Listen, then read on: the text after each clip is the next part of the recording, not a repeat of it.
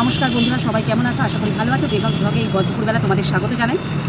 তো অনেক দিনের ইচ্ছা ব্লগ করার। তো ছোটো ছোটো ব্লগ এর আগেও বানিয়েছি, শেয়ারও করেছি।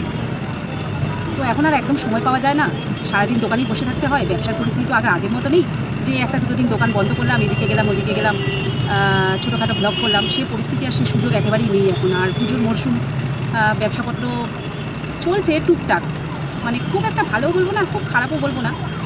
তবে কিছু কিছু জিনিসের সেল আমি দেখেছি মানে একদমই নেই।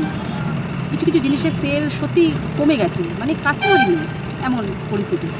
আর তার মধ্যে মানে আমার এই দোকানটা তো তোমরা দেখছোই, এটা 3.5 ফুটের দোকান। এই গরমের মধ্যে বসে থাকা খুবই চাপ। আর আমার দোকানের ফ্যানটা তোমাদের দেখাবো, মানে ছোট্ট, মানে মানে ওই যে বলে না যে সূর্য যেদিকে আলো দেয় সেদিকে, মানে সূর্য যেদিকে থাকে সেদিকে হচ্ছে রোদ দিন, আর যেদিকে থাকে না সেদিকে রাত। তো সেটাই অবস্থা, যে ফ্যানের হাওয়া যেটুকু এই মুখটুকু লাগছে, মানে এই দিকটা দিয়ে একটু হাওয়া লাগছে, আর মানে এই দিকটা তো মানে পুরো গরম একদম, মানে কিছুই এসে পৌঁছায় না। তো সমস্যাটা হয় কি, মানে যদি একটু ঠান্ডা লাগলো বা কিছু, এখন যেরকম লেগেছে এই ঠান্ডা জল খাওয়া হয়ে যাচ্ছে, তো এই সাইডের মাথাটা মানে ভীষণ যন্ত্রণা হয়, মানে মাথাটা পুরো ধরে যায়। কাস্টমার আসে না, কী বলবো, মানে একটা জিনিস জিজ্ঞাসা করলো, তাকে বলে দিলাম যে এটা কিন্তু মানে গুটকা, এটা কিন্তু লাল হতে পারে, লাল হলে ফেরত হবে না। উল্টে আমাকে যে তোমার কি মনে হয় লাল হবে, আমি বলছি তাকে যে আমি লাল হতে পারে, তাও মানে মুখ চোখ দেখিয়ে মানে চলে যাওয়ার মতো। এই যে কীভাবে নিজেকে না, এই মানে সারাদিনে এরকম 4-5টা আসে, মাথাটা গরম করে দিয়ে চলে যায়। তো বন্ধুরা, সবারই একটা জীবনী হয়। ধরো একটা নৌকা যে চালায় মাঝি, তার আত্মজীবনী হয়, এক মাঝির আত্মজীবনী, এক তোমার কি বলবো, এক কুমোরের আত্মজীবনী, এক কামারের আত্মজীবনী, মানে এরকম যে আত্মজীবনীগুলো হয়, এক লেখকের আত্মজীবনী, সেরকম আমার এই ব্লগটা হয়ে থাকবে কি বলো তো, এক দোকানদারের আত্মজীবনী, তাই নয় কি? তো ওটাই হয়ে থাকবে। মানে কি বলবো বলো তো, মানে লোকে বলে না যে একটা ছেলে আর একটা মেয়ের বিয়ে হয়, তাই তো, একটা ছেলে আর একটা মেয়ের বিয়ে হয়। তো আমার মনে হয় আমারটা হয়েছে এই দোকানের সাথে। মানে এখানেই তো মানে বেশিরভাগ টাইমটা দিচ্ছি 24 ঘন্টার মধ্যে। 24 ঘন্টার মধ্যে 20 ঘন্টা টাইম এখানে দিচ্ছি, 4 ঘন্টা বাড়িতে দিচ্ছি, মানে ঘুমোতে যাই। আর একটা টাইম রান্নাবান্না তো করতেই হয়, সেটা বাদই দিলাম। বেশিরভাগ টাইমটা এখানেই কাটে। তো বন্ধুরা, কলেজে পড়ার সময়, মাধ্যমিক পাশ করলাম, উচ্চ মাধ্যমিক পাশ করলাম, তারপর কলেজে পড়ার সময় মানে চাকরি বাকরি কতটা চিন্তা মাথায় এসেছিল কিনা জানি না, তবে একটা বিয়ের চিন্তা তো মাথায় ঘুরঘুর করতোই। মনে হতো একটা রঙিন জীবন, তাতে পা দিলেই সব কিছু রঙিন হয়ে উঠবে। কিন্তু বলে না, সে চিন্তায় ছাই, সত্যি সত্যিই ছাই। সেসব ছাড়ো, বলতে চাই না। তো এখন মানে ভাবিনি যে আমাকে দোকানদারি করেই চলতে হবে। ভেবেছিলাম কোথাও একটা জব করব, কোথাও কাজ করব, 10টা 5টা ডিউটি হবে, এরকম ভেবেছিলাম, চেষ্টাও করেছিলাম, কিন্তু সেরকম কিছু হয়নি। হয়তো কোয়ালিফিকেশনের জন্য হয়নি, সেরকম হতেও পারে। তো দোকানদারিটা ঠিকই আছে, কিন্তু কী বলো তো, মানে বাবা চাইলে একটা পাকা দোকানের কিছু ব্যবস্থা করতে পারতো, এটাই আফসোস রাখি। বাবা নেই যেহেতু, কিন্তু বাবা চাইলেই একটা দুটো পাকা দোকানের ব্যবস্থা করতে পারে ভবিষ্যতের জন্য। ফুটপাতের দোকান, মানে আজ এই সরাও, কাল ওই সরাও, আজ এখান থেকে উঠে যাও, না আর পারা যাচ্ছে না, আর নেওয়া যাচ্ছে না। আর কত কাকে বলবো, কে সবসময় এসে হেল্প করবে? যারা করছে আমার মনে হয় তারা আমার কাছে ভগবানের থেকেও বেশি কিছু। কারণ ভগবান নিচে এসে করছে না, ভগবান সব কিছুই দেখছে ওপর থেকে, যে এইভাবে চলছে, এর এই কষ্ট, একে কেন এরকম কষ্ট হচ্ছে। কিন্তু না, কে কী মনে করবে আমি জানি না, তবে আমার হেল্প আমার নিচে থাকা, সাথে থাকা মানুষরাই করেছে। ভগবান কতটা কী করেছে আমার জানা নেই, তবে আমার সাথে থাকা মানুষজনই আমার সবথেকে বড় হেল্প করেছে। এই কদিন আগে দোকানের কাজেও হেল্প করেছে। তো আমি মনে করি যে ওরাই ভগবান। আর উপরে যিনি আছেন তিনি কি মানে ওই চোখ বন্ধ করে বসে নেই তো, কত কী ঘটনা ঘটে যাচ্ছে। ইনস্ট্যান্ট বিচার একমাত্র ভগবানই করতে পারে।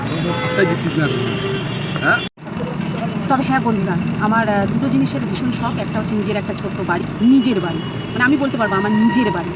আর একটা নিজের ছোট্ট দোকান, পাকা দোকান, কেউ কখনো এসে উঠিয়ে দিতে পারবে না, বা কেউ কখনো বলতে পারবে না যে এটা ভাড়ার দোকান।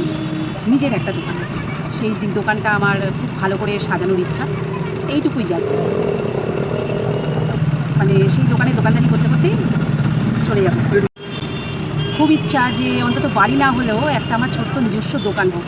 দোকানটা মনের মতো করে সাজাবো, অনেক কিছু জিনিস রাখবো যেগুলো আমার পছন্দ। এই একটাই ইচ্ছা। যেহেতু ব্যবসা লাইনে অনেক বছর ধরেই আছি, বাবা সেই 7-8 পড়ার সময় থেকে হাতে ধরে ধরে এই মার্কেট যাওয়া ওই মার্কেট যাওয়া, না হলে কিন্তু করতে পারতাম না। আর ব্যবসার যা পরিস্থিতি এই মুহূর্তে নতুন করে চট করে ব্যবসায় এসে তো দাঁড় করানো ভীষণ মুশকিল। মানে ব্যবসার পরিস্থিতি এখন এমন জায়গায় দাঁড়িয়েছে, মানে কি বলবো, মার্কেটে গেলে, মার্কেটে ধরো 1 টাকা নিয়ে যাই, ধরো মার্কেটে আমি নিয়ে গেলাম 5,000 টাকা, মানে যা মাল আমি লিখে নিয়ে গেছি, মানে মার্কেটে গিয়ে সেটা হয়ে যায় ঠিক 6 থেকে 7,000 টাকা। এবার ওর মধ্যে ক্যালকুলেশন করে কোনটা নেব কোনটা নেব না ভীষণ মাথা মারতে হয়, ভীষণ মাথা মারতে হয়, এত মাথা মারতে হয় মানে কি বলবো, এটা ছেড়ে ওটা, ওটা ছেড়ে ওটা, মানে এইভাবে এখন মার্কেট করতে হয়। এখন আর ওই নিশ্চিন্ত মনে 1 টাকা নিয়ে গেলাম কিনে নিয়ে চলে আসলাম, ওটা এখন আর হয় না। আর ওটা সবাই পারবেও কি না এটাও শিখতে লাগে, এটাও শিখতে লাগে, মানে চট করে কেউ পারবে না। এই জন্য আমি মানে নিজেই করার চেষ্টা করি মার্কেটটা, কারণ অন্য কারোর দ্বারা হবে না। অন্য কাউকে পাঠাবো, সে তো আমি যা লিখে দেবো সে সেই টাকার মধ্যে নিয়ে হলে হলো, না হলে না হলে নিয়ে চলে আসবে। কিন্তু এবার আমি দোকানে বসছি, আমি তো বুঝতে পারবো না, সেই জন্য সবটাই হ্যান্ডলিং করতে হয়। তবে আর এখন মনে হয় যে গায়ের জোর একটু একটু করে কমছে, ব্যাগ ট্যাগ আনার সময় মানে হাতের এগুলো সব ব্যথা হয়ে যায়। মানে 2-1বার এমনও হয়েছে যে বাসে উঠতে গিয়ে মানে বাসে ব্যাগ তুলে দিয়েছি আর আমার পা নিচে, মানে বাস চলতে শুরু করে দিয়েছে, আমিও বাসের সাথে ঘষে ঘষে যাচ্ছি, এরকমও হয়েছে। এটা হয়েছে শিয়ালদায় থেকে ফেরার সময়, মানে সে এক সাংঘাতিক মুহূর্ত। মানে বাসের চাকায় কীভাবে মানুষ চলে যায় সেটা সেদিন মানে আমি বুঝতে পেরেছিলাম। আমি রাস্তার ধারে বসে থাকি তো অনেক অ্যাক্সিডেন্টই চোখে দেখা, নিজে সাবধান হয়ে চলি, কিন্তু সে বলে না সাবধান হয়ে চললেও কপালে থাকলে, তো সেদিন সেই অবস্থা হয়েছিল আমার। এরকম 2টো ফাঁড়া গেছে, আর একটা গেছে মানে স্টেশনে, মানে আপ ডাউন ট্রেনের একদম মাঝখানে দাঁড়িয়ে পড়েছি, মানে এরকম অবস্থা হয়েছিল। এই 2টো বড় বড় ফাঁড়া গেছে। তো সবশেষে একটাই কথা বলার আছে, ব্লগ বানানোর ইচ্ছা আমার, ছোট ছোট ব্লগ বানাবো, তোমাদের সাপোর্ট চাই, প্লিজ তোমরা সাপোর্ট করো। তোমাদের ভালোবাসা না পেলে আমি কোনোদিনও ওপরে উঠতে পারবো না। তোমাদের ভালোবাসা নিয়েই উঠবো, তোমাদেরকে সাথে নিয়েই উঠবো, এটুকু আমার রিকোয়েস্ট। আর আমি কামনা করি সবাই যেন খুব ভালো থাকুক, সবাই সুখে থাকুক, কারোর মধ্যে কোনো ঝগড়া অশান্তি না হোক, সবাই মোটামুটি ভালো থাকুক। আর অবশ্যই তোমরা আমার বন্ধু, প্রত্যেক দিন যদি এই যে বলে না যে সারা বিশ্বে 100 কোটি মানুষ যদি 1 টাকা করে দেয় অন্তত আমাকে, এটা একটা ফেসবুকে কথা আছে, 1 টাকা করে তো দিতে পারে, তাহলে তো 100 কোটি টাকা হয়।